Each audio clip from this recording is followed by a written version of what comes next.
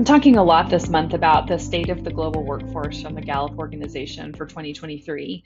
One of the statistics I think that's a bit staggering for us as we really think through just some of the things that are going on within our economy and the ways that we're recruiting and staffing and holding on to retention is the statistic that says 51% of currently employed workers say they're watching for or actively seeking a new job.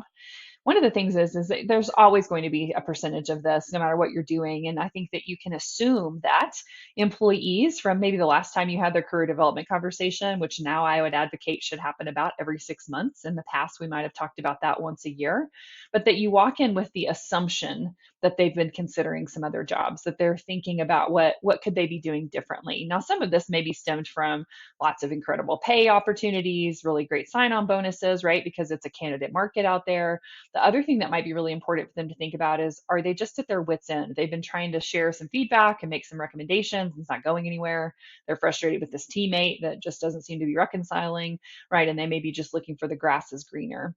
So part of what I think is key is when you're sitting down with your employee, you ask questions like, so tell me what you're thinking in terms of your career development. What are some of the things you have been thinking about in the last few months that you want that you don't have today? Rather than, do you need anything new? Can you tell me what you need in your career? Right? It's not assuming that there might be a, oh, I'm fine. It's assuming that, hey, these things are happening. You're considering it. So, what opportunities might we have to help you connect the dots? Maybe I see it in your job today that you don't see yourself.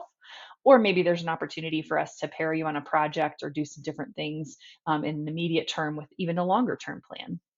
So I think it's important to recognize the reality of that and focus in on re-recruitment. So having those career development conversations, talking about and understanding where people are and what they're needing, just like we do with a candidate, right? In an initial job interview. What are you looking forward to in the next 3 to 5 years? Why does this role light you up? What are the exciting things that you have to bring and the contributions you have? Those are the same types of questions we should be asking our employees on a consistent basis to re-engage them in the work that they're doing. So even as they're looking at jobs out there, they're thinking, wow, but I don't know, I'm feeling pretty good about these things. So they might not see that there's a perfect plan out there where the plan today is just not meeting anything. They'll compare it as, oh, this job description looks really great. That's over here on Indeed. Well, there's some really good things that we're growing in and working on in my group too. So that's what we want them to be thinking as they're seeing those job opportunities.